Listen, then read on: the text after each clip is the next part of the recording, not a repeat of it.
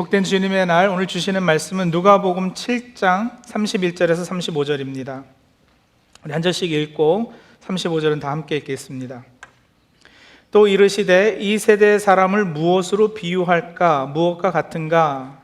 비유하건대 아이들이 장터에 앉아 서로 불러 이르되 우리가 너희를 향하여 피리를 불어도 너희가 춤추지 않고 우리가 곡하여도 너희가 울지 아니하였다 함과 같도다. 세례 요한이 와서 떡도 먹지 아니하며 포도주도 마시지 아니하매 너희 말이 귀신이 들렸다 하더니 인자는 와서 먹고 마시매 너희 말이 보라 먹기를 탐하고 포도주를 즐기는 사람이요 세리와 죄인의 친구로다 하니. 같이 읽습니다. 지혜는 자기의 모든 자녀로 인하여 옳다함을 얻느니라. 아멘. 가끔은 옛날 이야기를 하는 것도 참 재미있습니다. 특히 한국에서 어렸을 때의 추억을 떠올리면 다시 동심으로 돌아가곤 하는데요. 제 나이 또래 분들이 한국에서 어려서 했던 놀이도 지금 생각하면 참 많이 그립습니다. 제가 생각나는 몇 가지 놀이를 한번 말해 보겠습니다. 성도님들은 이 중에서 어떤 놀이를 즐기셨는지 생각하면서 한번 동심으로 돌아가 보시죠. 그때 여자아이들은요, 고무줄 놀이를 많이 했습니다. 아시는가 모르지만 월화수목금토일 이런 노래에 맞춰서 이렇게 고무줄 놀이를 하면 남자아이들은 막 가서 고무줄 끊어놓고 도망치고 그랬죠. 땅 따먹기 놀이가 있어요. 여기서 자란 아이들은 그 모나폴리라고 볼드게임 하잖아요. 거기서 이렇게 부동산 사고 팔고 집 짓고 호텔 짓고 하는데 저희도 나름대로 땅 따먹기 하면서 어려서부터 땅 부자 되기를 소원했습니다. 망치기라고 돌을 땅에 세워놓고 저쪽 끝에서 이렇게 머리나 가슴팍에 돌을 얹고 가가지고 이렇게 세워놓은 돌 맞춰서 넘어뜨리는 거 안 해보셨나요? 또 이렇게 그 선 그어놓고 돌멩이 이렇게 세워놓고 멀리서 이렇게 돌 던져가지고 맞추는 거. 제 친구놈 하나는 그 세워놓는데 누가 던져가지고 머리 맞아서 피 나고. 드라마 오징어 게임으로 이제는 전 세계에 알려졌죠. 무궁화 꽃이 피었습니다. 우리 집에 왜 왔니? 왜 왔니? 뭐 이런 거 하면서 놀기도 했는데 그건 아주 어린애들이 했고요. 조금 잘하면 이제 딱지치기, 구슬치기, 오징어, 다방구, 그리고 학교 수업 쉬는 시간마다 빼놓을 수 없는 남자 학교에서요, 베스트 오브 베스트, 말뚝박기가 있었어요. 저희 세대는 나름대로 이런 놀이 하면서 사회성도 개발하고 건강도 챙기고, 이런 말뚝박기는 얼마나 운동이 되고 좋아요. 요즘 아이들은 컴퓨터 게임에 너무 빠지는 것 같아서 안타까움이 있습니다만 뭐 그래도 다 세대별로 문화별로 즐기는 놀이가 있기 마련입니다. 추억에 잠기다 보니 서론이 길었습니다만 오늘 우리가 보는 예수님의 비유에도 이 어린아이들이 즐겨하는 놀이가 등장합니다. 예수님께서 들려주신 비유의 특징 중 하나가 바로 일상생활에서 이렇게 쉽게 볼 수 있는 것, 주위에 둘러보면 바로 눈에 띄는 것들을 비유로 들어서 영적인 진리와 교훈을 주시는데, 오늘 읽은 누가복음 7장 32절에 보시면 비유컨대 아이들이 장터에 앉아 서로 불러 이르되 우리가 너희를 향하여 피리를 불어도 너희가 춤추지 않고 우리가 곡하여도 너희가 울지 아니하였다 함과 같도다 하시면서 이 장터, 시장 바닥이죠. 여러분 뭐 커스코나 월마트 생각하시면 안 되고요. 옛날 한국 시골의 장날에 장 이렇게 서면 그런 모습을 떠올리시면 좋을 것 같은데, 장 서는 날 엄마가 장 보는 중에 옆에 공터에서 아이들이 이렇게 모여서 놀이를 하는 거예요.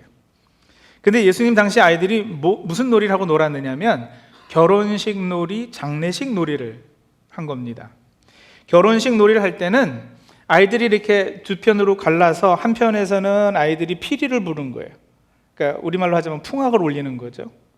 그러면 이제 옆에 아이들이 덩실덩실 춤을 춰야지 되고요. 장례식 놀이를 할 때는 이쪽 아이들이 슬피 울면서 곡하는 흉내를 내면 또 이쪽 아이들은 아이고 아이고 하면서 슬피 우는 흉내를 또 내줘야 되는 거예요. 이게 뭐 재밌겠나 싶기도 하지만 당시 얼라들은 그렇게 하고 놀았습니다. 자, 그런데 예수님께서 들려주신 비유는 이거예요. 그런 결혼식 놀이를 하는데 한쪽에서 피리를 부는데 다른 한쪽의 아이들은 춤을 추지 않는 거죠. 같이 안 놀아주는 거예요. 한쪽의 아이들이 울면서 곡을 하는데 다른 아이들이 울어주지 않는 거예요. 이게 비유였어요. 근데 이 비유로 예수님께서 대체 무슨 말씀을 하시는 건가? 무슨 말씀을 하시려고 이 비유를 들으신 건가? 자, 31절에 보시면은요, 이렇게 비유가 시작하거든요. 또 이르시되 이 세대의 사람을 무엇으로 비유할까? 무엇과 같은가? 질문하시고는 그래, 이렇게 한번 비유해 보자 하시고는 이제 지금 말씀드린 그 비유를 들으신 거예요. 그러니까 지금 장터에서 아이들이 결혼식 놀이, 장례식 놀이를 하는 것은 예수님께서 이 시대, 예수님 당시 그 세대 사람을 비유하신 거라는 거죠. 그 사람들의 어떤 행태, 어떤 그들의 모습 이런 거요. 자, 그런데 그래서 그 사람들이 어쨌다는 거냐, 이 시대 사람들이 어쨌다는 거냐, 이건 아직 확실하지 않아요. 그래서 이제 문맥을 좀 살펴야지 됩니다. 예수님께서 무슨 말씀을 하시다가 이 비유가 나오게 되었는지. 자, 7장 18절까지 이렇게 쭉 올라가 보시면은요, 세례 요한의 제자들이 요한에게 가서 예수님께서 하시는 일들을 보고했어요. 예수님이 어떤 일을 하셨느냐? 7장에서만 보시더라도 백부장의 종의 병을 고치셨고요, 7장 11절 이하에 보시면 죽어서 장례를 하고 있던 과부의 아들을 살려주기도 하셨어요. 더 뒤로 가서 6장 말씀에는 보면 예수님이 진리로 이렇게 사람들에게 깨달음을 주고 계셨고요, 그래서 이런 일들을 예수라는 분이 하고 있다라고 요한의 제자들이 요한에게 보고를 하자, 요한이 제자 둘을 이제 예수님께 직접 보내서 질문을 합니다. 자, 7장 19절인데요 이런 질문이죠. 오실 그이가 당신이오니이까? 아니면 우리가 다른 이를 기다리오리이까? 요한이 궁금해진 거예요. 예수님이 메시아 같기는 한데, 그런데 당시 유대인의 전통이나 기대와는 뭔가 약간 다른 거거든요. 이 유대인들이 기다리던 메시아상하고 이게 딱 이렇게 맞아 떨어지지가 않아요. 과부의 아들을 살리실 때도 예수님은 관에다가 손을 대셨잖아요. 유대인들은 절대 그러면 안 되거든요. 죽음을 가까이 하면 안 되니까. 죽은 자에게 직접 말씀도 하셨잖아요. 그리고 예수님께서 가르치신 것도 당시 유대인의 전통, 관습, 가치와 사고의 틀을 완전히 뒤집어 엎는 충격적인 메시지를 전하셨거든요. 그래서 긴가민가 싶어서 요한도 확인하고 싶었던 거예요. 그래서 제자들을 보내서 당신이 우리가 기다린 메시아가 맞습니까? 라고 질문을 했고, 그에 대한 예수님의 답이 22절입니다. 너희가 가서 보고 들은 것을 요한에게 알리되 맹인이 보며 못 걷는 사람이 걸으며 나병 환자가 깨끗함을 받으며 귀먹은 사람이 들으며 죽은 자가 살아나며 가난한 자에게 복음이 전파된다고 해라. 구약을 제대로 공부해서 구약에서 약속하고 있는 메시아가 어떤 분인지 아신다면 예수님의 이 22절의 답이 충분하다는 거 아실 거예요. 예수님은 그렇다, 내가 메시아가 맞다, 이렇게 선언하신 거예요.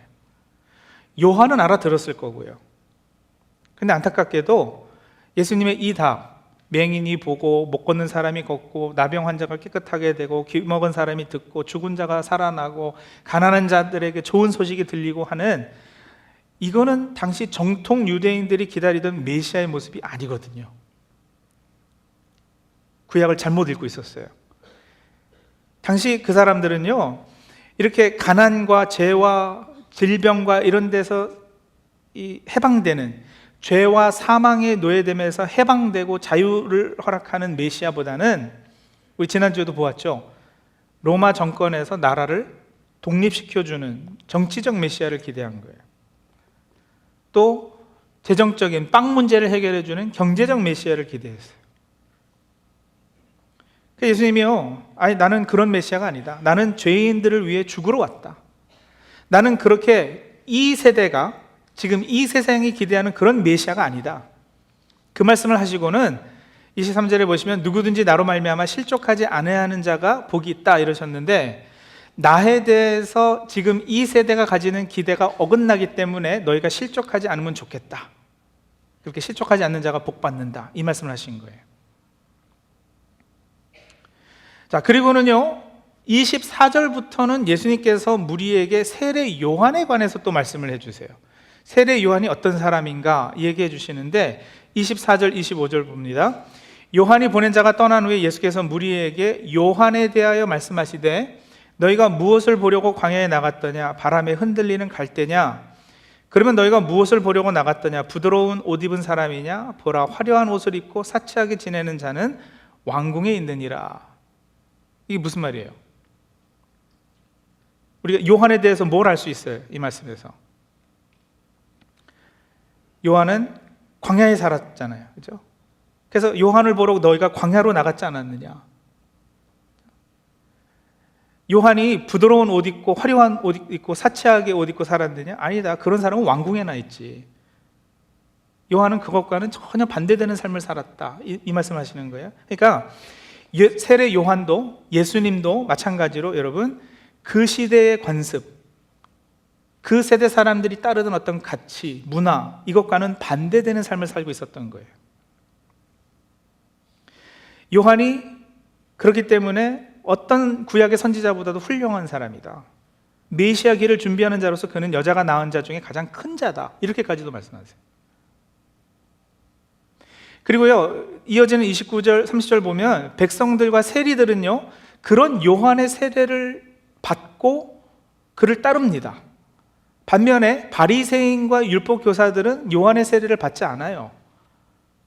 그리고 자신들을 향한 하나님의 뜻을 저버렸다. 예수님이 그렇게 말씀하시거든요. 자, 그러니 보십시오. 당시 세대 정신과 어긋나게 살고 행동하고 사명을 감당하는 이가 둘이 있었던 거예요. 누구하고 누구요? 세례 요한하고 예수님하고요. 그리고 많은 백성과 세리들은 그런 세례 요한의 세례를 받고 다가오는 천국을 받아들이고 있었어요. 그렇게 외쳤잖아요. 회개하라, 천국이 가까웠다. 세례 요한의 세례가 바로 이 회개를 외치는 세례 아니었습니까?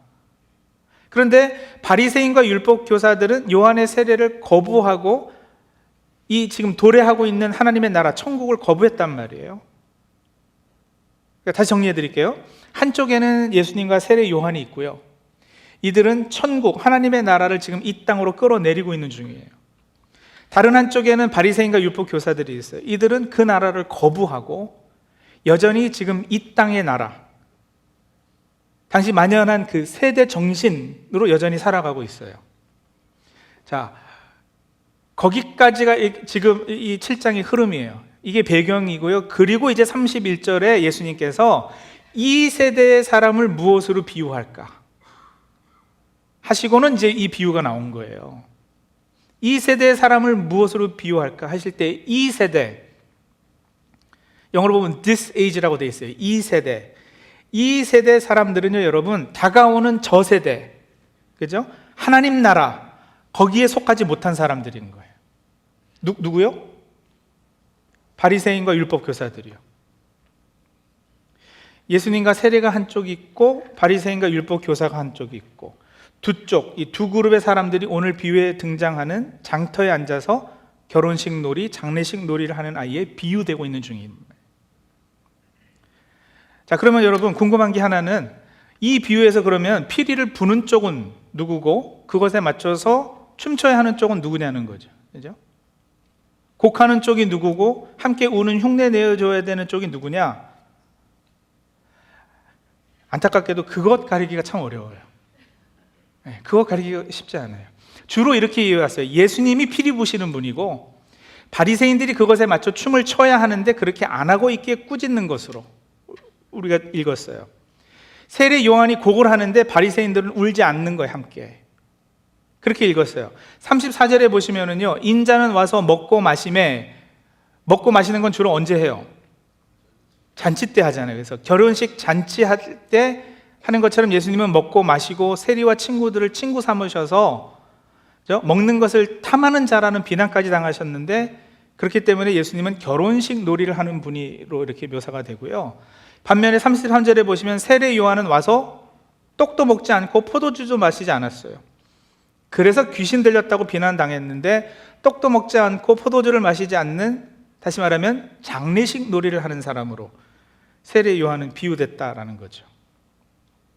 그래서 세례 요한과 예수님이 회개해라, 천국이 가까웠다고 외치는데도 바리새인과 율법 교사들이 꿈쩍도 하고 있지 않음을 비유하신 것으로 이 비유를 이해했어요.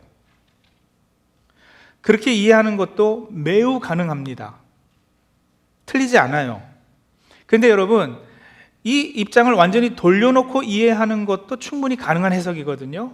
다시 말하면 바리새인과 율법 교사들이 지금 피리를 불고 있는데 예수님과 세례 요한이 꿈쩍도 하지 않는 거예요.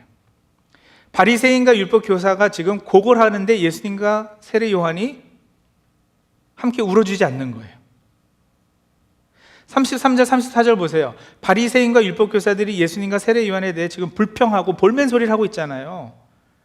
예수님은 너무 많이 먹는다고, 세례 요한은 너무 안 먹는다고.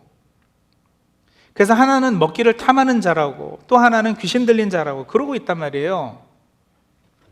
그러니까 왜 우리같이 너희는 율법과 전통을 지키고 그 세대 그 관습과 가치관을 중요시 여기지 않느냐 라면서 따지는 거죠. 그 시대의 가치와 대세에 순응하지 않고 있는 이 두 사람에 대해서 이 바리새인들하고 율법 교사들이 막 몰아세우고 있는 거예요. 포도주를 금하는 자신들과 다르게 포도주를 즐겨 마시고 그래서는 안 되는 세리와 죄인을 친구 삼는 그 시대 당시 가치와는 정반대되는 가치와 행동을 하는 예수님을 비난하는 거예요. 우리가 피리 불면 좀 춤을 춰야 할 거 아니야, 우리가 곡을 하면 같이 울고 그래야 될 거 아니야, 이러면서요. 그런데 그 세대의 사람들의 요구에 예수님과 세례 요한은 꿈쩍하지 않으십니다. 당시 세대 정신과 타협하지 않으신 거예요. 같이 놀래? 같이 놀자. 그런데 아니, 안 놀아. 그러셨던 거죠. 같이 안 노니까 이쪽 아이들이요, 아 짜증나, 쟤네들 왕따 시키자 하다가 결국은 십자가에 못 박아 죽이기까지 하는 거예요. 저는 본문의 비유 해석에 있어서 결혼식, 장례식 놀이를 하자고 피리를 불고 곡하는 쪽이 전통적으로 이해한 것처럼 예수님과 세례 요한일 수도 있고요.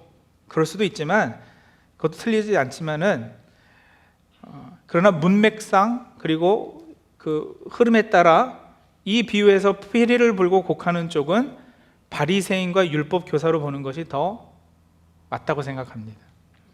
요즘 성경학자들은 그 해석을 더 선호하고 있고요. 자, 그런데 여러분, 어느 쪽이 놀이하자고 조르는 쪽이고 어느 쪽이 그것에 반응하지 않느냐는 상관없이 교훈은 동일해요. 그죠? 결국 이 비유의 메시지는 똑같단 말이에요. 뭐예요? 예수님이 말씀하시는 이 세대 사람들은요, 인간의 전통과 관습과 세속적 정신과 틀에 갇힌 사람들이에요. 이 세대 사람들이에요. 예수님과 세례 요한은 지금 새 하늘과 새 땅을 그 세대로 끌어 들어오는 역할을 하고 계시거든요. 여러분, 그 이미 그러나 아직 그러나 이미, 그 개념 아시죠?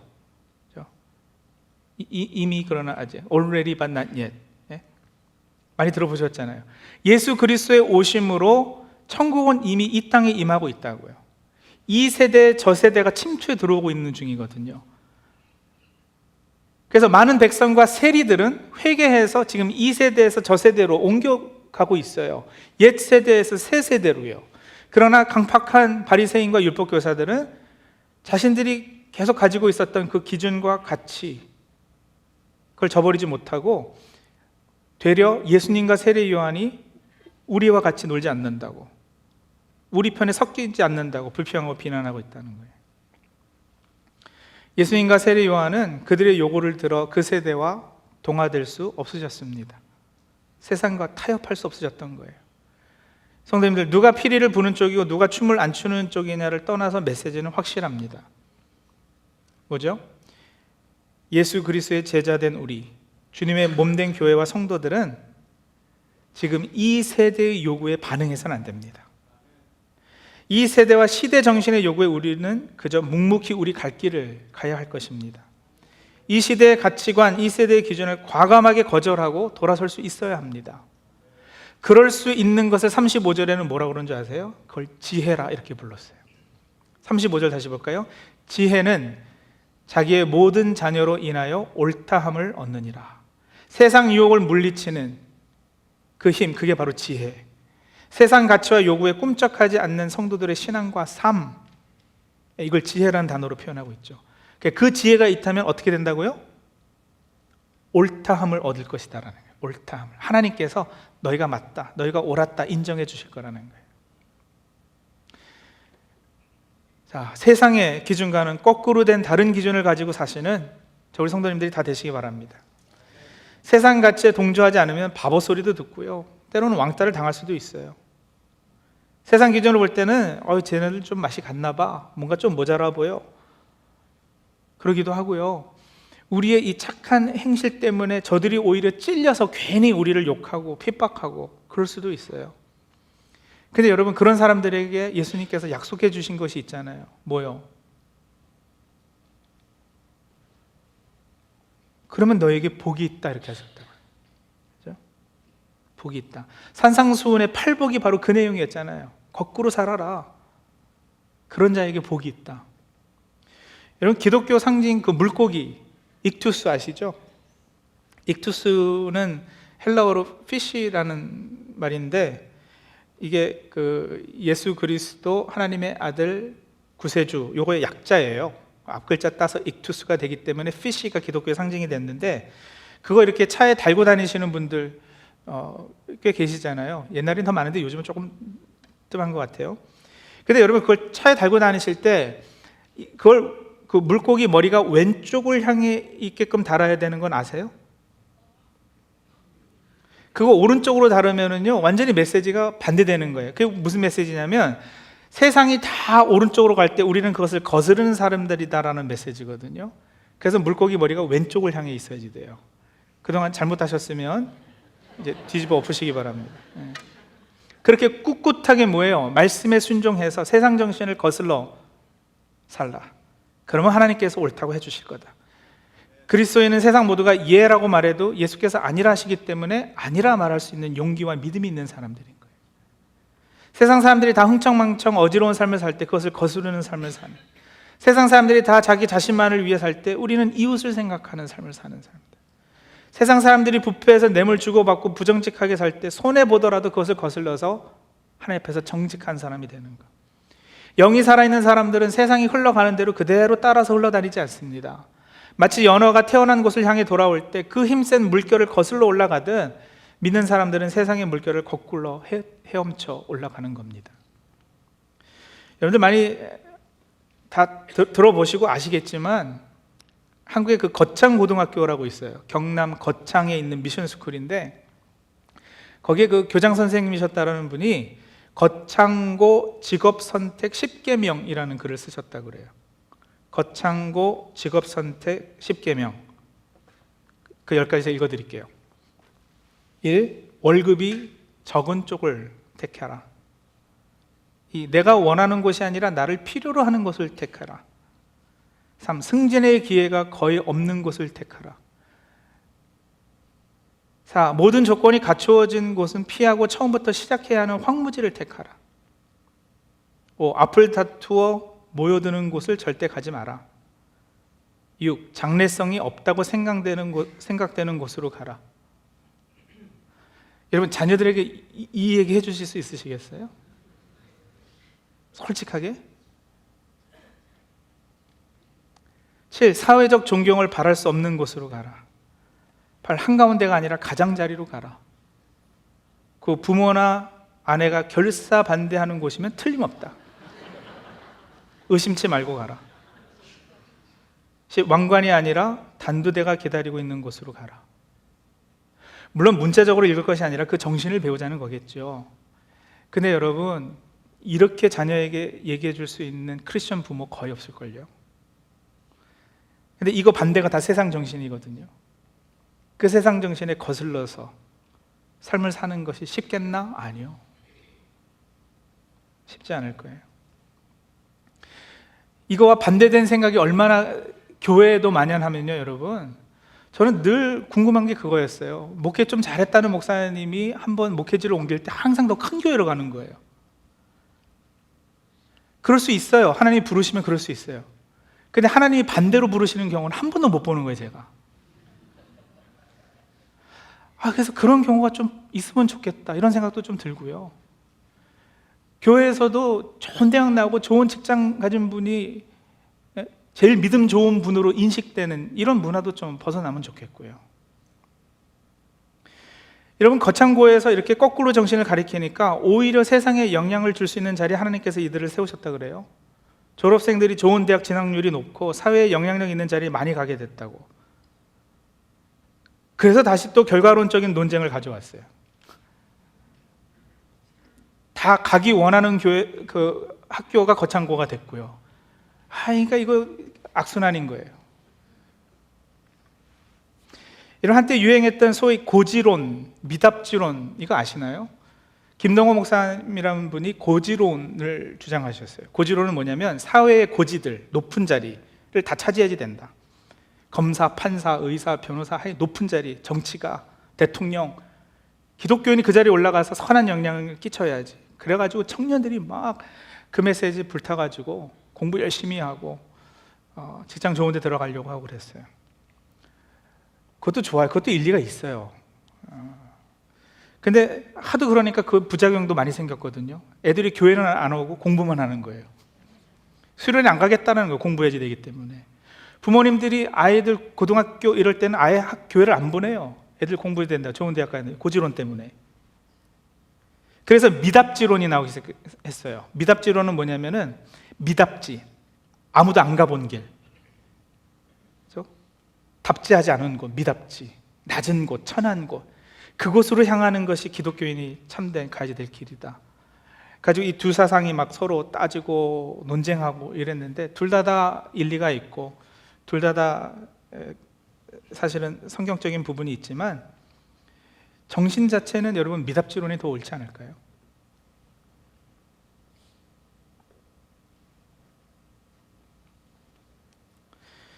우리가 천국 백성으로 사단이 공중 권세 잡은 이 땅에서 하나님의 법대로 살려면 한편으로는 삶이 고날 수밖에 없어요. 갈등이 있기 때문에요. 늘 부딪히잖아요. 천국 백성으로 이 땅에서 살아가면서 부딪힘 없이 아무 꺼리낌 없이 그냥 잘 삽니다 하시는 분은 죄송합니다만 예수님의 참된 제자는 아니실 거예요. 그건 자기 정체성을 드러내지 않고 속이고 사는 삶이에요. 부딪히셔야지 돼요. 거슬러 올라가셔야지 돼요. 그렇게 한번 살아보시죠. 쉽지 않아서 지난주의 결론처럼 다시 또 우리는 성령님의 도우심을 구하고 하나님 앞에 엎드릴 수밖에 없지만 그거 하자고요. 같이 놀래? 아니, 안 놀아 하시면서 이 세대를 본받지 않는, 타협하고 동화되지 않는 주의 백성들이 다 되시기를 바랍니다. 아니, 이제 우리가 하나님 말씀을 기준하고 하나님 나라의 가치를 중심으로 해서 되려 세상을 향해서 한번 우리랑 같이 놀래? 일로 와, 우리랑 놀자 하실 수 있는 그런 저와 여러분들이 다 되시기를 바랍니다. 기도하죠.